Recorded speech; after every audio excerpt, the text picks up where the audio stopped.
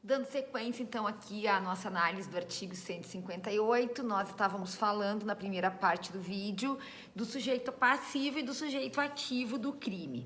Vamos falar um pouquinho, então, dos demais elementos que compõem o crime, começando aqui pela conduta prevista, tá? Então, no que consiste o crime de extorsão? Qual é o verbo nuclear previsto? O verbo nuclear é o verbo constranger. Constranger, como vocês bem sabem, significa coagir, compelir, forçar, né, de alguma maneira obrigar a vítima a ter a conduta que a lei não a obriga, né, ou que a lei não dispõe que seja feita, tá? Então, a característica básica desse crime é isso, é que o autor dele vai obrigar a vítima a fazer alguma coisa, deixar de fazer alguma coisa ou tolerar que se faça com ela alguma coisa.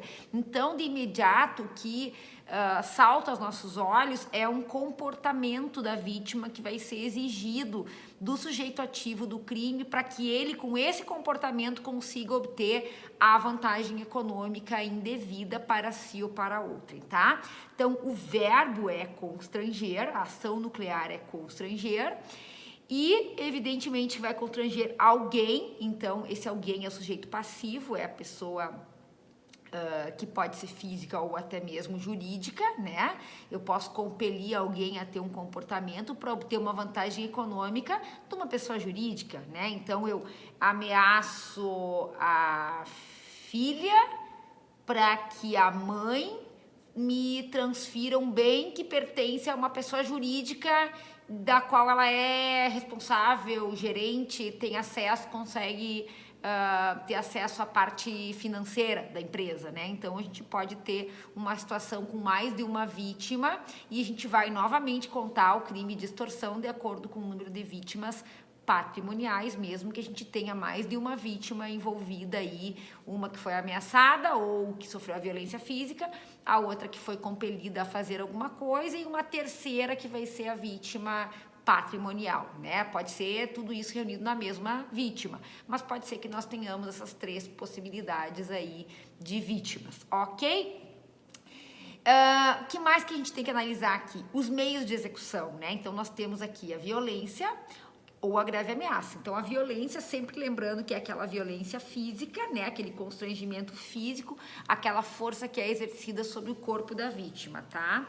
Para que ela não tenha meios de defesa e com isso se consiga a vantagem indevida economicamente, tá? Não tem nenhum mistério, é a violência física que nós já trabalhamos lá no crime de roubo. E a grave ameaça, então, é aquela intimidação, aquela coação psicológica que é exercida para que a vítima possa, então, agir de acordo com o que o autor do crime espera dela, né? Essa grave ameaça aí, é importante que vocês anotem que o STJ entende que não precisa ser uma grave ameaça à vida da vítima, tá?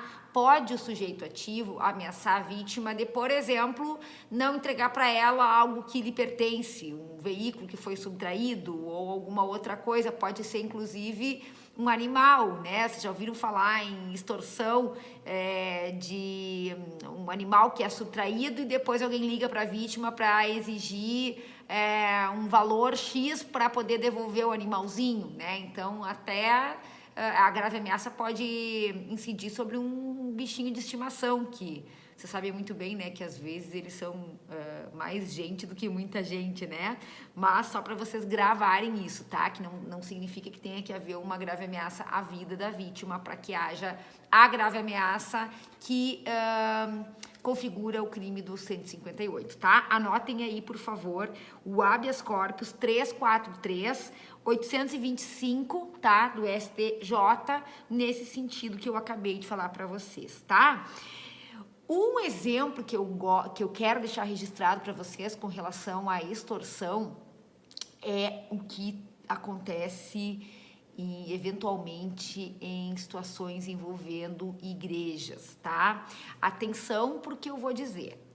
Evidentemente que a liberdade de culto é um direito constitucionalmente estabelecido, né? Então, Não estou falando disso, né? A liberdade de culto é uma garantia constitucional, mas o que eu quero me referir é aquelas ameaças que poderão ser feitas por determinados indivíduos, bem espertalhões, eu diria, que sob o temor de incutir um mal nas vítimas, que elas eventualmente vão ter uma perda, como é que eu vou dizer para vocês,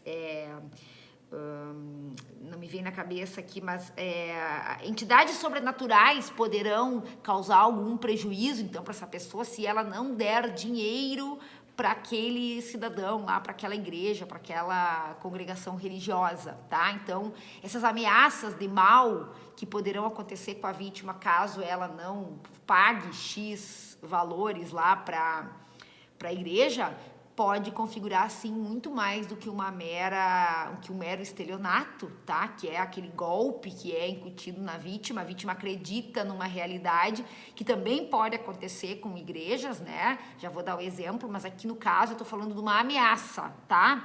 Quando tiver uma ameaça envolvida, então uma ameaça aí que não é só, pode até ser contra a vida, se você não pagar um valor lá, depositar para a igreja, o santo vai lhe abandonar e coisas horríveis acontecerão com a sua família, coisas do gênero, isso configura uma verdadeira extorsão. Quando é que isso não é extorsão e sim um estelionato, tá? Quando não há uma ameaça de um mal que poderá acontecer com a vítima ou seus familiares ou quem quer que seja. Quando há simplesmente um enredo, um golpe, uma falsa realidade para que o autor do crime possa obter essa mesma vantagem econômica. Vou dar o exemplo, tá? Conta a lenda, reza a lenda que num determinado momento, uma determinada igreja estaria fazendo a fogueira das vaidades. Seria um ritual para queimar o dinheiro que eventualmente tenha sido um dinheiro arrecadado de maneira espúria, né? Então, assim, aquelas pessoas que querem se livrar dos crimes que praticaram ou querem se purificar, então elas colocariam esse dinheiro obtido de maneira não assim tão lícita, né? Se arrependeriam dos crimes, dos pecados cometidos e colocariam esse dinheiro na fogueira das vaidades, ali na fogueira do dinheiro espúrio, e aí colocariam fogo nesse dinheiro e com isso as pessoas estariam purificadas e perdoadas dos seus pecados, tá? O que aconteceu certa feita? Fizeram essa fogueira, né? Todo mundo colocou o dinheiro ali, né? O dinheiro que era para ser queimado e tal, para as almas serem purificadas, né? Um ritual. E esse dinheiro foi feito de alguma maneira assim que as pessoas não puderam perceber. Foi trocado o saco, que era o saco contendo dinheiro, e foi posto um saco que não continha nada, que tinha papel picado, e foi posto fogo nesse saco de papel picado. Ou seja, enganaram os fiéis, né? E o dinheiro foi todo pro bolso de alguém que não foi santo nenhum, né? Então, nesse caso, nós temos um crime de estelionato, artigo 171, que será objeto da nossa análise também. Porém, aqui eu tô falando de alguém que é constrangido, tá? Para proporcionar para o autor do crime uma vantagem econômica, e ele é constrangido mediante uma ameaça de um mal que ele considere grave, tá? Um mal para sua pessoa ou para outras pessoas da sua família, tá? Sobre a camuflagem aí de um exercício de religião. Então, as pessoas aí, esses indivíduos não podem ser sob essa camuflagem de exercício de direito de religião, obter vantagens econômicas, constrangendo aí pessoas determinadas, incutindo-lhes temor de que sejam prejudicadas física ou espiritualmente, né?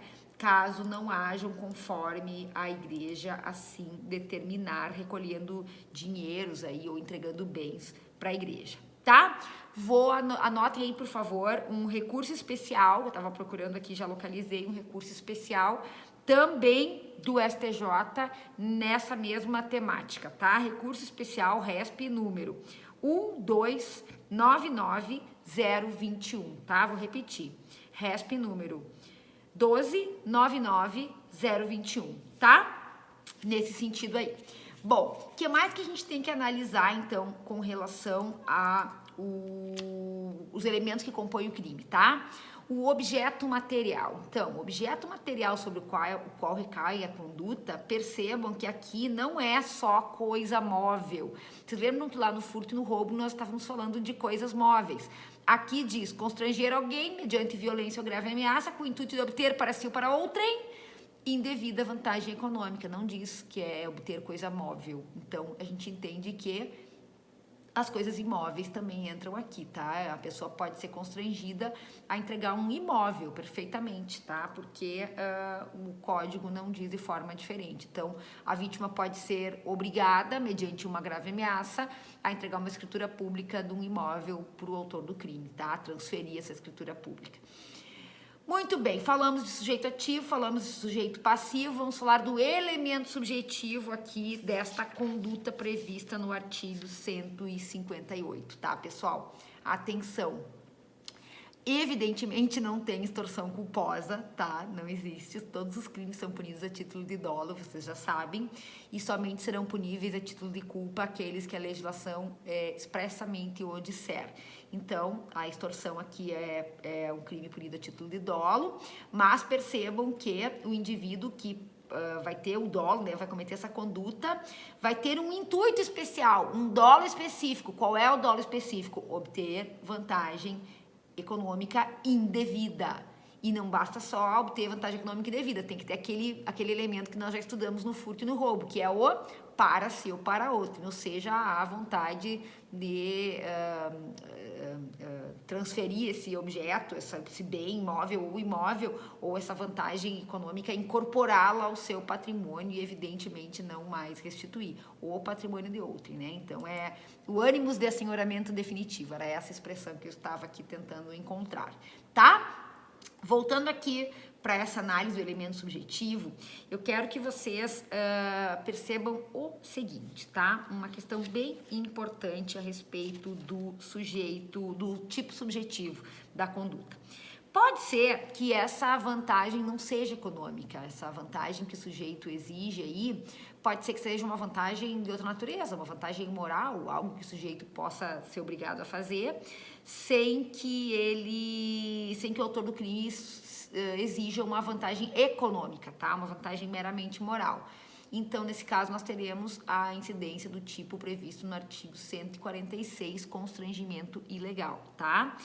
Outra questão, se a vantagem exigida não for de natureza econômica, mas for de natureza sexual. Então, eu aplico uma grave ameaça para alguém para que ela mantenha relação sexual forçada mediante grave ameaça comigo.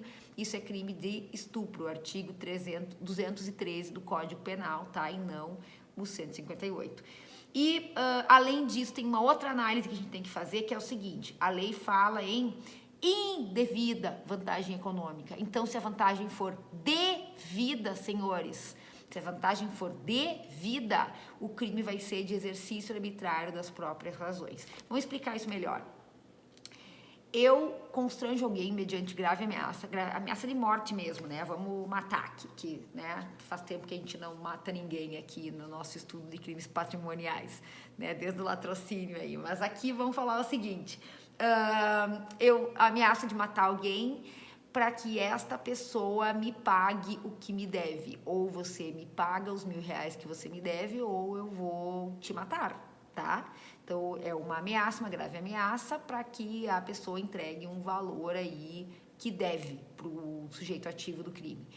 Essa vantagem é devida, mas é evidente que o sujeito não está agindo do meio correto, da forma correta para cobrar essa dívida, né? Então, se eu emprego uma grave ameaça para obter uma vantagem devida, nós vamos ter o exercício arbitrário das próprias razões, artigo 345, e depois eu peço que vocês façam a leitura desse tipo penal lá no Código Penal. Tá?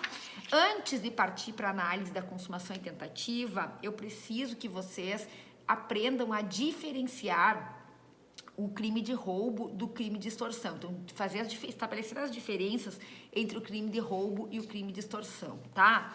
Pessoal, a principal diferença entre o crime de roubo e de extorsão diz respeito ao comportamento da vítima, tá? Evidente que a gente pode falar que no crime de roubo há uma subtração, no crime de extorsão há um constrangimento. Então, o 157 se diferencia do 158 pelo verbo, ok. Mas nada impede que no crime de roubo não haja propriamente uma subtração. Quando o autor do crime aponta uma arma para a cabeça da vítima e diz, me entrega a carteira, e a vítima entrega a carteira, só porque a vítima entregou a carteira deixou de ser crime de roubo? Não deixou, né? Embora não tenha havido uma subtração propriamente dita, né? A vítima entregou o bem para o autor do crime. Só que, evidentemente, que esse comportamento da vítima no roubo não faz diferença nenhuma, né? Se a vítima não entregar por bem, ela vai ter que entregar por mal. Então, não é o verbo em si que diferencia o 157 do 158, tá? O que vai diferenciar o 157 do 158 é justamente ou a necessidade ou a desnecessidade do comportamento da vítima, tá? No crime de roubo, pouco importa, né? Vai haver uma entrega de uma vantagem imediata, geralmente imediata, né? O autor do crime exige no sentido de grave ameaça ou mediante violência imprópria, ele quer o bem móvel, né? Ele faz com que a vítima entregue o bem móvel ou ele mesmo pega esse bem móvel, né? Mas o comportamento da vítima é completamente desnecessário, desimportante, né? Dispensável era a palavra. Dispensável. Agora, na extorsão, a colaboração da vítima será sempre indispensável. Pense o seguinte, se a vítima não fizer o que ela não quer fazer, ou se ela não deixar de fazer o que ela quer fazer, ou se ela não tolerar que o autor do crime faça com ela aquilo que ele quer, e a vítima não quer, o crime não se perfectibiliza, tá? Então, a colaboração da vítima aqui é indispensável. É isso que vai diferenciar o crime de roubo do crime de extorsão, ok? Já falamos aqui da questão da diferença entre constrangimento e legal, já falamos da diferença com a natureza sexual, aí crime de estupro, e também da questão da vantagem devida. Muito bem. Na sequência vamos falar aí de um tema bem interessante que é a sextorção, tá? E também da possibilidade de um acúmulo de infrações além da própria extorsão.